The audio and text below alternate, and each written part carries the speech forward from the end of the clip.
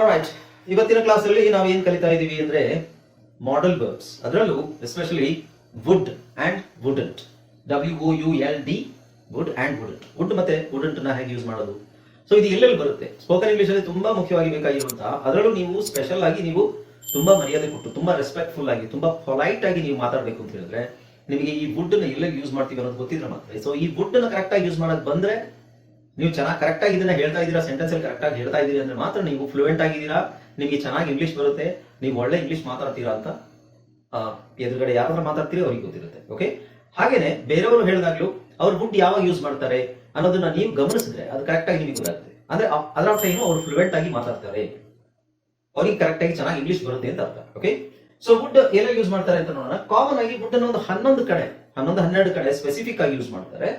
ಎಲ್ಲಿ ಅಂತ ನೋಡೋಣ. Okay, so first one. Hi friends, ಇದೊಂದು ವಿಶೇಷ ಸೂಚನೆ. ನಮ್ಮಲ್ಲಿ ವಿಶೇಷ ಸೂಚನೆ. ನಮ್ಮಲ್ಲಿ ಇದೀಗ ಆನ್ಲೈನ್ ಸ್ಪೋಕನ್ ಇಂಗ್ಲಿಷ್ ಕೋರ್ಸ್. ನೀವು ಈಗಲೇ ಎಲ್ಲೂ ಹೊರಗೆ ಮೇಲೆ ಇಂಗ್ಲಿಷ್ ಹೋಗಲಿ, ಇಂಗ್ಲಿಷ್ ಇಲ್ಲ, ಮನೆಯಲ್ಲೇ ಕೂತ್ಕೊಂಡು ಮನೆಯಲ್ಲೇ ಕೂತ್ಕೊಂಡು ಯಾವುದೇ ಟೆನ್ಷನ್ ಇಲ್ಲದೆ ಇಂಗ್ಲಿಷ್ ಮಾತಾಡೋದನ್ನ ಇಂಗ್ಲಿಷ್ ಮಾತಾಡೋದನ್ನ ಕಲಿಯಿರಿ. ಸ್ಪೋಕನ್ ಇಂಗ್ಲಿಷ್ ಮಾತ್ರ ಅಲ್ಲ, ಇಂಗ್ಲಿಷ್ ಮಾತ್ರ ಅಲ್ಲ, ಬರೀ ಇಂಗ್ಲಿಷ್ ಮಾತ್ರ ಓದಿ ಇಂಗ್ಲಿಷ್ ಬರೋದು ಇಂಗ್ಲಿಷ್ ಬರೀ ಎಸಿ ಓದಲ್ಲ ತಿಳ್ಕೊಳ್ಳಿ. ಅಥವಾ ಎಸಿ ಓದಲ್ಲ ತಿಳ್ಕೊಳ್ಳಿ, ನಾವು ಎಸಿ ಇಂಗ್ಲಿಷ್ ತಿಳ್ಕೊಳ್ಳಲ್ಲ, ಬೇಸಿಕ್ ಇಂಗ್ಲಿಷ್ ಓದಲಿಕ್ಕೆ ಮತ್ತೆ ಬೇಸಿಕ್ ಇಂಗ್ಲಿಷ್ ಓದಲಿಕ್ಕೆ ಮತ್ತೆ ಬರೀ ನೀವು ಕನ್ನಡ ಬರೋದಿಲ್ಲ, ನೀವು ಕನ್ನಡ ಬರಬೇಕು, ಕನ್ನಡದಿಂದ ಇಂಗ್ಲಿಷ್ ಹೇಗೆ ಕನ್ನಡದಿಂದ ಹೇಗೆ ಅದರ ಮೂಲಕ ಇಂಗ್ಲಿಷ್ ಕಲಿಯೋದು, ಅದರ ಮೂಲಕ ಇಂಗ್ಲಿಷ್ ಈ ಕೋರ್ಸ್ ಅಲ್ಲಿ ಇನ್ಕ್ಲೂಡ್ ಮಾಡಿದ್ವಿ. ಈ ಕೋರ್ಸ್ ಅಲ್ಲಿ ಈ ಕೋರ್ಸ್ ಅನ್ನು ಚಿಕ್ಕ ಮಕ್ಕಳಿಗೆ ಈ ಕೋರ್ಸ್ ಅನ್ನು ಚಿಕ್ಕ ಮಕ್ಕಳಿಗೆ ಕಲಿಸಿ ಜಾಯಿನ್ ಮಾಡಿ, ಯಾರು ಕೋರ್ಸ್ ಗೆ ಜಾಯಿನ್ ಮಾಡಿ, ಮನೆಯಲ್ಲಿ ಕೆಲಸ ಹೋಗಬಹುದು ಅಥವಾ ಮನೆಯಲ್ಲಿ ಯಾವುದೇ ಬಿಸಿನೆಸ್ ಮಾಡ್ತಾ ಇದ್ದಾರೆ ಯಾವುದೇ ಕೋರ್ಸ್ ಅನ್ನು ಯಾವುದೇ ಕೋರ್ಸ್ ಅನ್ನು ಜಾಯಿನ್ ಆಗಬಹುದು. ಯಾಕಂದ್ರೆ ಸ್ನೇಹಿತರೆ ಸ್ಪೋಕನ್ ಇಂಗ್ಲಿಷ್ ಮತ್ತು ಈ ಸ್ಪೋಕನ್ ಇಂಗ್ಲಿಷ್ ರೈಟಿಂಗ್ ಕೋರ್ಸ್ ನ ಬೇಸಿಕ್ ಆಗಿ ರೈಟಿಂಗ್ ಕೋರ್ಸ್ ಜಾಯಿನ್ ಆಗಬೇಕು. ಈಗಲೇ ಆಸಕ್ತಿ ತೆಗೆದುಕೊಳ್ಳಿ, ಈಗಲೇ ನೀವು ತೆಗೆದುಕೊಳ್ಳಿ. ನಂಬರ್ಗೆ ಎಲ್ಲಿ ಬರುವಂತಹ ನಂಬರ್ಗೆ ಕೆಳಗಡೆ ನೀವು ಬರ್ತಾ ಇರುವಂತಹ ನಂಬರ್ಗೆ ನೀವು ಅಥವಾ ವಾಟ್ಸ್ಆಪ್ ನಲ್ಲಿ ಹೆಸರನ್ನು ಹಾಕಿ ರಿಜಿಸ್ಟರ್ ನಿಮ್ಮ ಹೆಸರನ್ನು ರಿಜಿಸ್ಟರ್ ಮಾಡ್ಕೊಳ್ಳಿ. Would for polite request. Polite request ಅಂದ್ರೆ ಏನು, ನಾವು ನಮ್ಮ ವಿನಯತೆ, ತುಂಬಾ ವಿನಯತೆ, ವಿನಮ್ರವಾಗಿ ನಾವು ರಿಕ್ವೆಸ್ಟ್ ಮಾಡೋದು. ಓಕೆ, ಸೊ ಇಲ್ಲಿ ನೋಡಿ, would you please close the door. So would you please close the door ಅಂದ್ರೆ ಏನು, ದಯವಿಟ್ಟು ಬಾಗಿಲನ್ನ ಹಾಕ್ತೀರಾ ಅಂತ ಹೇಳ್ಬೋದು, ಸ್ವಲ್ಪ ಮರ್ಯಾದೆ ಕೊಟ್ಟು ಕೇಳೋದು.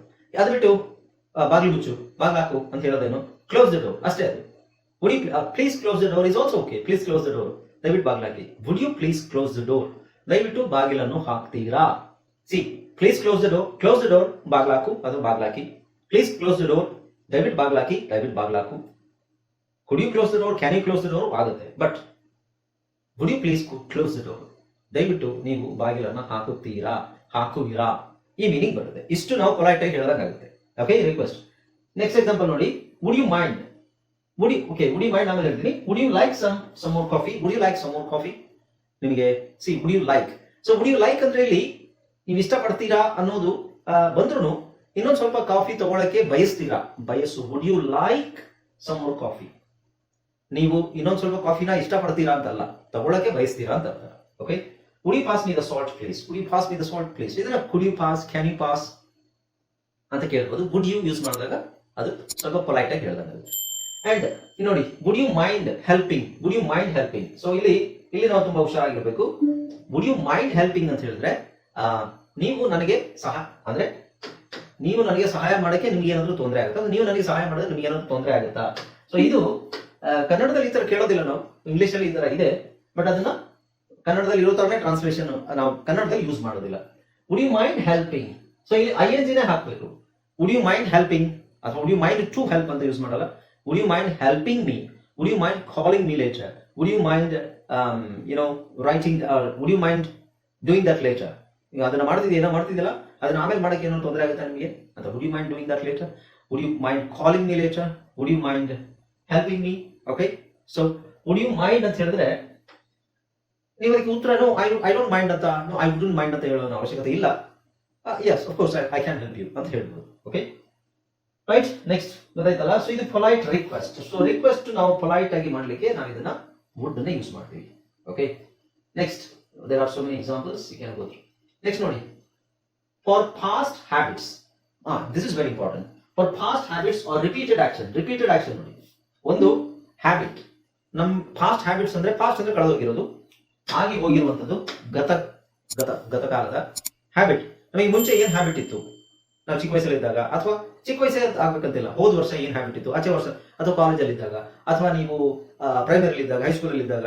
ಸೊ ನಾವು ಫಾಸ್ಟ್ ಅಲ್ಲಿ ಅಥವಾ ಹೋದ ವಾರ, ಹೋದ ತಿಂಗಳು ಏನೋ ಅಭ್ಯಾಸ ಇತ್ತು ನನಗೆ, ಅದನ್ನ ನಾನು ಬಿಟ್ಬಿಟ್ಟೆ, ಈ ತರ ಇದ್ರೆ ನಾವು ವುಡ್ ಹಾಕಿ ಯೂಸ್ ಮಾಡ್ತೀವಿ. So when I was a child, so ಇದು ನಾವು ಚಿಕ್ಕ ವಯಸ್ಸಿನ, when I was a child I would often play. Often ಬಿಟ್ಬಿಡಿ, ಆಫನ್ ಅಂದ್ರೆ ಆಗಾಗ ಅಂತ ಆಗುತ್ತೆ.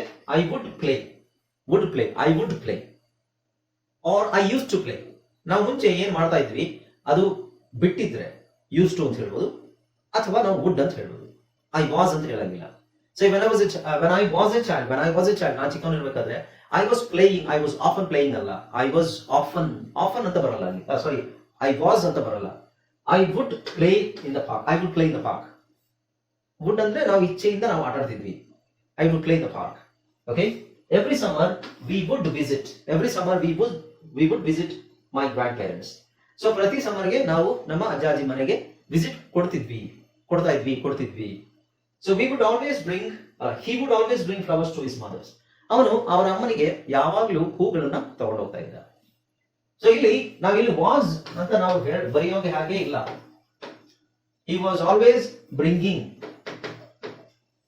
always bringing flowers to his mother. That's wrong. ತುಂಬಾ ಜನ ಇದನ್ನ ಯೂಸ್ ಮಾಡ್ತಾರೆ, which is absolutely wrong. Basic grammar mistake. Grammar ಅಂತಲ್ಲ, ಸ್ಪೋಕನ್ ಇಂಗ್ಲಿಷ್ ಅಲ್ಲಿ ಅದನ್ನ ಆತರ ಯೂಸ್ ಮಾಡೋದು. ವಾಸ್ ಅಂತ ನೀವು ವಾಸ್ ಆದ್ಮೇಲೆ ING ಎಲ್ಲಿ ಬಳಸ್ತೀರಾ? ಎಲ್ಲರೂ ಮಾಡೋ ಮಿಸ್ಟೇಕ್ ಇದೆ. ವಾಸ್ ಆದ್ಮೇಲೆ ING ಬಳಸಿದ್ರೆ ಅದು ಸ್ಪೆಸಿಫಿಕ್ ಟೈಮ್ ಪೀರಿಯಡ್ ಅಲ್ಲಿ ಆಗ್ತಾ ಇದ್ದಂಥದ್ದು. ಸಿ, ನಾನು ನಿನ್ನೆ 6 ಗಂಟೆಗೆ ನಾನು ಟಿವಿ ನೋಡ್ತಾ ಇದ್ದೆ. So I was watching TV yesterday at 6 o'clock.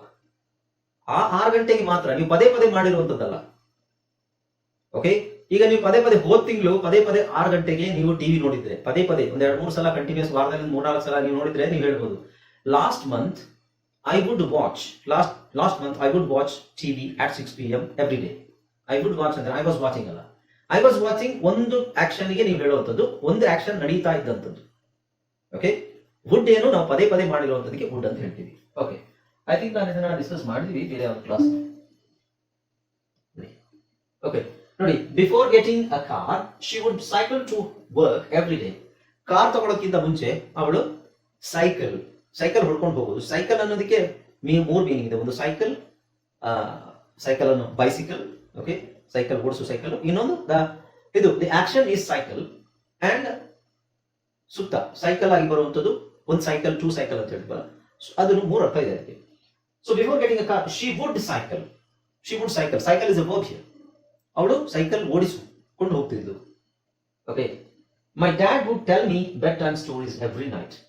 ನಮ್ಮಪ್ಪ ನನಗೆ ಬೆಡ್ ಟೈಮ್ ಅಂದ್ರೆ ಮಲಗೋ ಮುಂಚೆ ಏನ್ ಸ್ಟೋರೀಸ್ ಹೇಳ್ತಿದ್ವಿ, ಅದಕ್ಕೆ ಬೆಡ್ ಟೈಮ್ ಸ್ಟೋರೀಸ್ ಅಂತ ಹೇಳ್ತಿದ್ವಿ. ನನಗೆ ನಮ್ಮಪ್ಪ ಯಾವಾಗ್ಲೂ ಹೇಳ್ತಾ ಇದ್ರು, tell me bed time stories every night, ಪ್ರತಿ ರಾತ್ರಿ. ಇಲ್ಲಿ ನಾವು ಮೈ ಡ್ಯಾಡ್ ವಾಸ್ ಟೆಲಿಂಗ್ ಅಲ್ಲ, my dad was telling bed time stories, that's wrong. My dad would tell. Okay, right. Next ಅರ್ಥ ಆಯ್ತಲ್ಲ ಇಲ್ಲಿ ನೋಡಿ. ನೆಕ್ಸ್ಟ್, ಇನ್ ಕಾಲೇಜ್. ಸೊ ಚಿಕ್ಕ ವಯಸ್ಸಿಂದ ಆಗ್ಬೇಕಂತಲ್ಲ, example as I told you, in college I would study late into the night. Late night ಅಂತಾನು ಹೇಳ್ಬೋದು, but late into the night ಅಂದ್ರೆ ನೈಟ್ ಹತ್ರ ಆಗ್ತಾ ಇದ್ದಂಗೆ, ಅಂದ್ರೆ ರಾತ್ರಿ ತುಂಬಾ ರಾತ್ರಿ ಆಗ್ತದೆ, late into the night. Okay, in college I would study late into the night. ನಾನು ಕಾಲೇಜಲ್ಲಿ ಇದ್ದಾಗ ಅಂದ್ರೆ ತುಂಬಾ ಹೊತ್ತು ರಾತ್ರಿ ತುಂಬಾ ಹೊತ್ತು ಓದ್ತಾ ಕೂರ್ತಿದ್ದೆ. ಐ ವುಡ್ ಸ್ಟಡಿ, ಓದ್ತಿದ್ದೆ. Okay, we would often go, ನೋಡಿ ಆಫನ್ ಆಗದ, we would often go fishing on Sundays. So Sundays daily ಮಾಡ್ಬೇಕಂತಿಲ್ಲ, ಸಂಡೇಸ್ ಅಲ್ಲಿ ಆಗಾಗ ಸಂಡೇ ನಾವು ಫಿಶಿಂಗ್ ಹೋಗ್ತಾ ಇದ್ವಿ. ಫಿಶಿಂಗ್ ಅಂದ್ರೆ ಮೀನ್ ಹಿಡಿಯಕ್ಕೆ ಹೋಗೋದು. ಆಗಾಗ ಅಂತ ಬಂದಾಗ್ಲೂ ನೋಡಿ ಇಲ್ಲಿ ವುಡ್ ಯೂಸ್ ಮಾಡ್ತಾ ಇದ್ವಿ. ವಿ ವುಡ್ ಆಫನ್ ಅಥವಾ we were often going fishing ಅಂತ ಬರಲ್ಲ, we would often going. Okay, right. Next ಎಲ್ಲಿ ಯೂಸ್ ಮಾಡ್ತೀವಿ? Past refusals. ನೋಡಿ, ಪಾಸ್ಟ್ ರೆಫ್ಯೂಸಲ್ಸ್, ವುಡ್ ಫಾರ್ ಅಂದ್ರೆ past refusals is nothing but ಇದು ಸೆಕೆಂಡ್ ಎಕ್ಸಾಂಪಲ್ ಹೇಳಿದ್ನಲ್ಲ ಅದೇ ತರನೇ, ಬಟ್ ಇಲ್ಲಿ refusal and fail to work. Refusal ಅಂದ್ರೆ ನೋಡಿ, ರೆಫ್ಯೂಸಲ್ ಅಂದ್ರೆ ನಾವು ನಿರಾಕರಿಸೋದು. ಏನ್ ಹೇಳ್ತೀವಿ? I try to convince him but he wouldn't listen.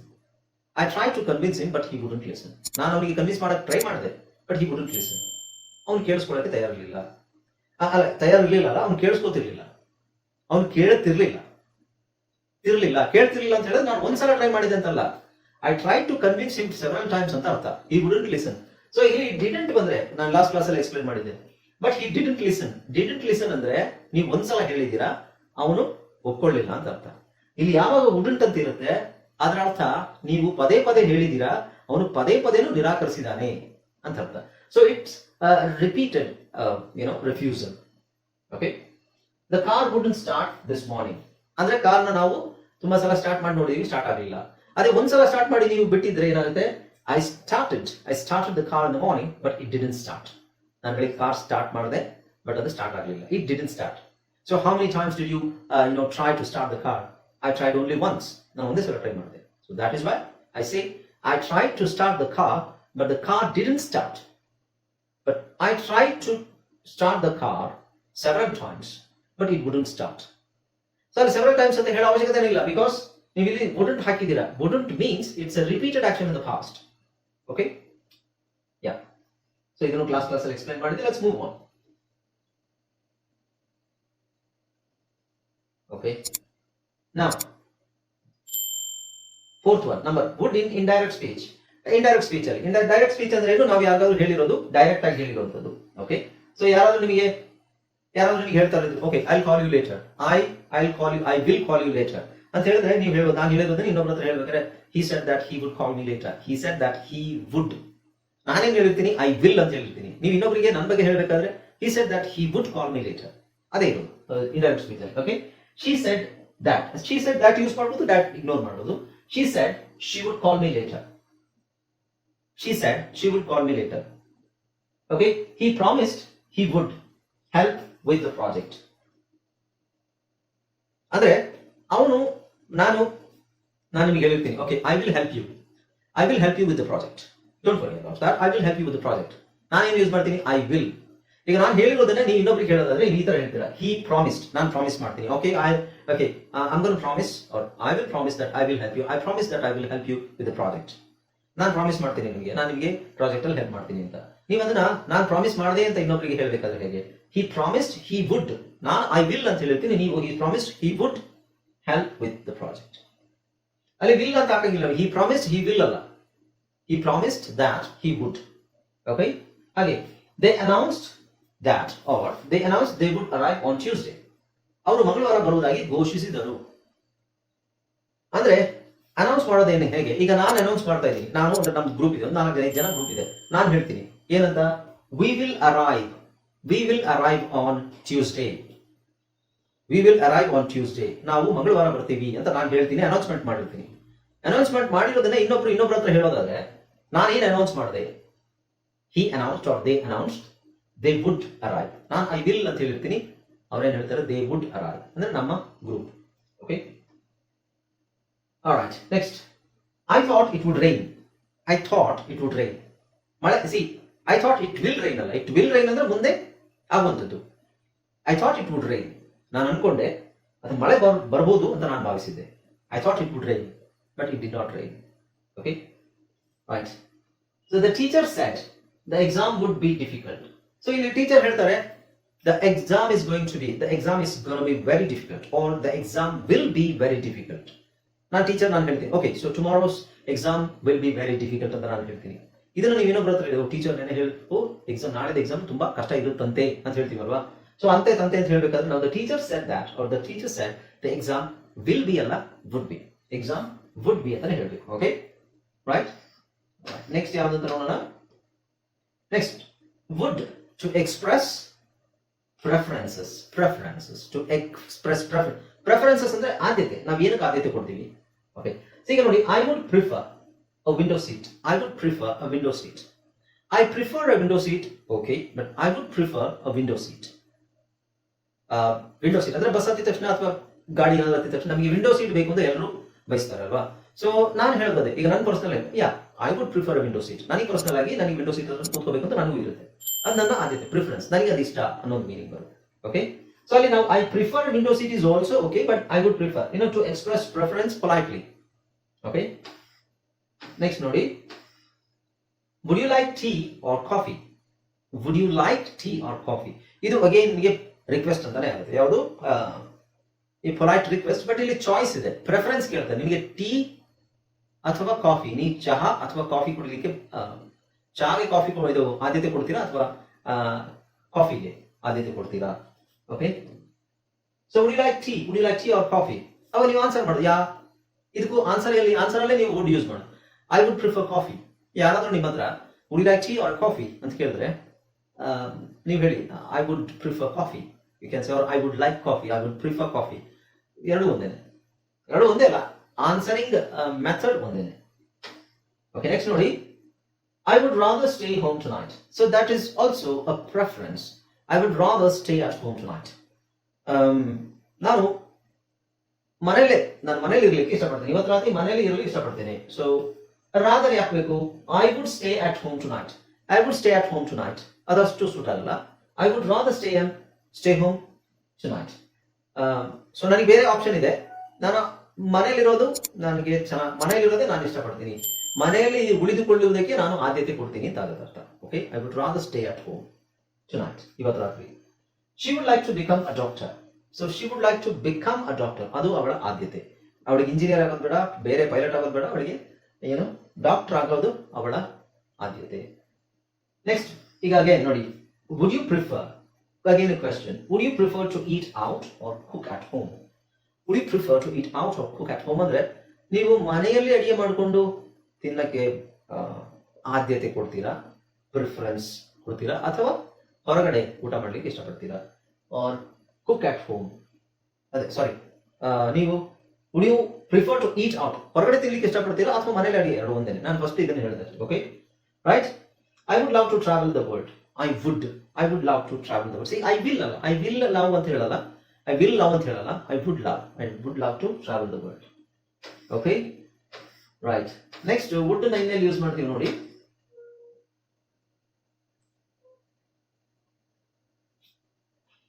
Would used to make invitations and offers. Invitations and offers. Invitation ಅಂದ್ರೆ ಒಬ್ಬರನ್ನು ನಾವು ಕರಿಬೇಕಾದ್ರೆ, ಆಮಂತ್ರಣ ಕೊಡಬೇಕಾದ್ರೆ, ಆಮಂತ್ರಿಸಬೇಕಾದ್ರೆ, ಅಥವಾ ಒಬ್ಬರಿಗೆ ಇನ್ವೈಟ್ ಮಾಡಬೇಕಾದ್ರೆ ಹೇಗೆ ಕೇಳ್ತೀವಿ ನಾವು? Would you like to come to my party? Would you like to come? ನಾನು ಪಾರ್ಟಿ ಅರೇಂಜ್ ಮಾಡಿದ್ದೀನಿ ಇವತ್ತು, ನನ್ನ ಬರ್ತ್ಡೇ ಇದೆ ಅಥವಾ ನನ್ನ ಮಗನ ಬರ್ತ್ಡೇ ಇದೆ ಅಥವಾ ಎನಿಥಿಂಗ್, ನಾನು ಪಾರ್ಟಿ ಅರೇಂಜ್ ಮಾಡಿದ್ದೀನಿ. ಇನ್ನು ಡೈರೆಕ್ಟ್ ಆಗಿ ಪಾರ್ಟಿ ಅರೇಂಜ್ ಮಾಡಿದ್ವಿ ಬನ್ನಿ ಪಾರ್ಟಿಗೆ ಅಂತ ಹೇಳಲ್ಲ, ಕರೆಯೋ ರೀತಿ ಮೇಲೆ ಡಿಪೆಂಡ್ ಆಗುತ್ತೆ, how you behave with them, right? Would you like to come to my party? ನೀವು ನನ್ನ ಪಾರ್ಟಿಗೆ ಬರಲು ಇಷ್ಟಪಡ್ತೀರಾ? Okay, could you come to my party, can you come to my party, will you come to my party ಅಂತ ಕೇಳಲ್ಲ. Do you, ಅದೆಲ್ಲ ಬರೋದಿಲ್ಲ. Would you like to come to my party, request ಮಾಡ್ಬೇಕಲ್ವಾ? Okay, would you care for a drink? Okay, would you care for a drink? ಒಂದು drink ತಗೊಳಕ್ಕೆ ಇಷ್ಟಪಡ್ತೀರಾ? Would you care? So care ಅಂದ್ರೆ ಒಂದು drink, soft drinks ಆಗ್ಬೋದು ಅಥವಾ ಇನ್ನೇನಾದ್ರೂ ಆಗ್ಬೋದು. Drinks, party ಅಂದಾಗ ಒಂದಷ್ಟು ಡ್ರಿಂಕ್ಸ್ ಇರ್ತವೆ, ಅದರಲ್ಲಿ ವುಡ್ ಯು, ನೀವು ಒಂದು ಕೇರ್ ಅಂತ, would you care to do something or would you care doing something? So ಒಂದು ಡ್ರಿಂಕ್ ತಗೊಳಕ್ಕೆ ನೀವು ಇಷ್ಟಪಡ್ತೀರಾ ಅಥವಾ ಕೇರ್ ಮಾಡ್ತೀರಾ ಅನ್ನೋ ಮೀನಿಂಗ್ ಬರುತ್ತೆ. ಕೇರ್ ಮಾಡ್ತೀರಾ ಅಂದ್ರೆ ಕನ್ನಡದಲ್ಲಿ ಅಷ್ಟು ಸೂಟ್ ಆಗಲ್ಲ. Would you care for a drink? See, would you care taking a drink ಅಲ್ಲ, would you care for a drink. So ಒಂದು ಡ್ರಿಂಕ್ ತಗೊಂಡ್ರೆ ನಿಮ್ಗೆ ಏನೋ ತೊಂದರೆ ಇಲ್ಲ ತಾನೆ ಅನ್ನೋ ಮೀನಿಂಗ್ ಬರುತ್ತೆ. Okay, right. We are going to the concert. Would you like to join us? We are going to the concert. Would you like to join us? ನಾವು ಕಾನ್ಸರ್ಟ್ಗೆ ಹೋಗ್ತಾ ಇದೀವಿ. Would you like to join us? ನಮ್ಮನ್ನ join ಆಗ್ಲಿಕ್ಕೆ ನೀವು ಬಯಸ್ತೀರಾ? Concert ಅಂದ್ರೆ ಸಂಗೀತ ಕಾರ್ಯಕ್ರಮ. Okay, would you like me? ಇನ್ನೊಂದು ನೋಡಿ, would you like me to help you? So ಇಲ್ಲಿ ಕನ್ಫ್ಯೂಸ್ ಆಗಬೇಡಿ, ಕರೆಕ್ಟ್ ಆಗಿ ಇದನ್ನ ಬಳಸಬೇಕು. ವುಡ್ ಯು ಲೈಕ್ ಮೀ ಅಂದ್ರೆ ನೀವು ನನ್ನನ್ನ ಇಷ್ಟಪಡ್ತೀರಂತಲ್ಲ. ಇಲ್ಲಿ ವುಡ್ ಯು ಲೈಕ್ ಮೀ ಆದ್ಮೇಲೆ ಮುಂದೆ ಏನು ಅಂತ, would you like me to help you carry that? Would you like me to help you carry that? ಅದೇನೋ ಇದೆಯಲ್ಲ, ಅದನ್ನ ಎತ್ತಲಿಕ್ಕೆ ನಾನು ನಿಮಗೆ ಸಹಾಯ ಮಾಡಬೇಕು ಅಂತ ನೀವು ಬಯಸ್ತೀರಾ ಅಂತ ಅರ್ಥ. Okay, would you like me to help you carry that? ಅಥವಾ would you like me to carry that? ನಾನು ಅದನ್ನ ಎತ್ತಬೇಕು ಅಂತ ನೀವು ಎತ್ಕೋಬೇಕು ಅಂತ ನೀವು ಬಯಸ್ತೀರಾ? ಆ ಮೀನಿಂಗ್ ಬರುತ್ತೆ. Okay, right. I would like to offer you a discount. ನಾನು ಹೇಳಿದ್ರೆ ಅವಾಗ invitations and offers. I would like to offer you a discount. So ನಿಮಗೆ ಒಂದು ಡಿಸ್ಕೌಂಟ್ ಕೊಡ್ಲಿಕ್ಕೆ ನಾನು ಬಯಸ್ತೀನಿ. ರೈಟ್? ಓಕೆ, ಸೊ ಇದಕ್ಕೆ ಇನ್ವಿಟೇಷನ್ಸ್ ಅಂಡ್ ಆಫರ್ಸ್ ಅಂತ ಹೇಳ್ತೀವಿ. ನೆಕ್ಸ್ಟ್ ಏನಿದೆ, let's see. Would to express willingness in the past. So same,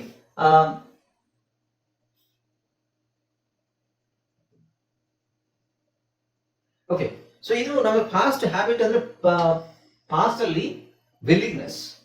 okay, past ಅಲ್ಲಿ ನಮಗೆ ವಿಲ್ಲಿಂಗ್ನೆಸ್, ಪಾಸ್ಟ್ ಅಲ್ಲಿ ವಿಲ್ಲಿಂಗ್ನೆಸ್ ಅಂದ್ರೆ ನಮಗೆ ಇಷ್ಟ ಇದ್ದ ಒಂದು ವಿಷಯ. ವಿಲ್ಲಿಂಗ್ನೆಸ್ ಅಂದ್ರೆ ಇಷ್ಟ ಇರುವ ಒಂದು ವಿಷಯ, ವಿಲ್ಲಿಂಗ್ನೆಸ್. ಇದು ಎಕ್ಸಾಂಪಲ್ ನೋಡಿ, he knew it would be difficult. ಅವನಿಗೆ ಗೊತ್ತಿತ್ತು ಅದು ಕಷ್ಟ ಇರುತ್ತೆ ಅಂತ, but he would not give up. Okay, ಅದು ಕಷ್ಟ ಇರುತ್ತೆ ಅಂತ ಗೊತ್ತಿತ್ತು ಅವನಿಗೆ, ಆದ್ರೆ ಅವನು ಬಿಟ್ಕೊಡಕ್ಕೆ ತಯಾರಿರಲಿಲ್ಲ. ಸೊ ಇದು something like past repeated action ಅಂತಾನು ಹೇಳ್ಬೋದು, but it specifically it is something ಏನಕ್ಕೆ ಅಂತ ನಾನು ಹೇಳಿದೆ, ಟು ಎಕ್ಸ್ಪ್ರೆಸ್ ವಿಲ್ಲಿಂಗ್ನೆಸ್. ಅವನಿಗೆ ವಿಲಿಂಗ್ನೆಸ್, ಇಷ್ಟ ಇಲ್ಲ ಬಿಟ್ಕೊಡ್ಲಿಕ್ಕೆ. ಅದು ಇಷ್ಟ ಇರುವುದು ಮತ್ತೆ ಇಷ್ಟ ಇಲ್ಲದೆ ಇರುವುದು, ಇಷ್ಟ ಇಲ್ಲದೆ ಇರೋದನ್ನ ತೋರಿಸುವುದು, ಅವೆರಡು ವಿಲಿಂಗ್ನೆಸ್ ಅಂತ ಹೇಳ್ತೀವಿ ನಾವು. ಓಕೆ, ಇಲ್ಲಿ ನೋಡಿ, he knew it would be difficult but he wouldn't give up. But he did not give up ಅಲ್ಲ, ಅವನಿಗೆ ಡಿಫಿಕಲ್ಟ್ ಅಂತ, ಅದು ತುಂಬಾ ಕಷ್ಟ ಇರುತ್ತೆ ಅಂತ ಗೊತ್ತಿತ್ತು, ಆದ್ರೂ ಅದನ್ನ ಬಿಟ್ಕೊಡ್ತಿರ್ಲಿಲ್ಲ, ಬಿಟ್ಟು ಕೊಡಲಿಲ್ಲ. He did not give up. ಬಿಟ್ಕೊಡ್ತಿರ್ಲಿಲ್ಲ, he wouldn't give up. That is very important. Okay, she said she would try her best. ಅವಳಿಗೆ ಅದಿಷ್ಟ. She said she would try her best. ಅವಳು ಹೇಳಿದ್ದು, ಅವಳ ಆದಷ್ಟು, ಅವಳ ಕೈಲಾದಷ್ಟು ಅವಳು ಟ್ರೈ ಮಾಡ್ತೀನಿ ಅಂತ ಹೇಳಿದ್ಲು. ಅವಳು ಬಿಟ್ಕೊಳ್ಳಿಲ್ಲ ಅದನ್ನ ಅಂತ. ವಿಲಿಂಗ್ನೆಸ್, ಅದು ಅವರ ಇಚ್ಛೆ. They would not tell us the secret. They would not, ಅವರು ನಮಗೆ ಸೀಕ್ರೆಟ್ ಹೇಳ್ತಿರ್ಲಿಲ್ಲ. They would not tell us the secret no matter what we offered. ನಾವ್ ಏನೇ ಆಫರ್ ಮಾಡಿದ್ರು, ನಾವ್ ಏನೇ ಕೊಡ್ತೀವಿ ಅಂತ ಹೇಳಿದ್ರು, ಅವರು ಅವರ ಸೀಕ್ರೆಟ್ ಮಾತ್ರ ಬಿಟ್ಕೊಡ್ತಿರ್ಲಿಲ್ಲ. ಬಿಟ್ಟು ಕೊಡ್ತಿರ್ಲಿಲ್ಲ. ಕರೆಕ್ಟ್ ಆಗಿ ಅರ್ಥ ಮಾಡಿ, ಕನ್ನಡದಲ್ಲಿ ಸ್ಪಷ್ಟವಾಗಿ ಕೇಳಿಸ್ಕೊಳ್ಳಿ. ಬಿಟ್ಟು ಕೊಡ್ತಿರ್ಲಿಲ್ಲ. They would not tell us, ಹೇಳ್ತಿರ್ಲಿಲ್ಲ, ನಮಗೆ ಹೇಳ್ತಿರ್ಲಿಲ್ಲ, ಅವ್ರ ಸೀಕ್ರೆಟ್ ಬಿಟ್ಕೊಡ್ತಿಲ್ಲ. They would not tell us their secret. ಅವರು ಅವರ ಸೀಕ್ರೆಟ್ ಅನ್ನ ನಮಗೆ ಹೇಳ್ತಿರ್ಲಿಲ್ಲ. ಹೇಳಲಿಲ್ಲ, they did not tell us. ಹೇಳ್ತಿರ್ಲಿಲ್ಲ, they would not tell us. Okay, break ಆದ್ಮೇಲೆ ಕಂಟಿನ್ಯೂ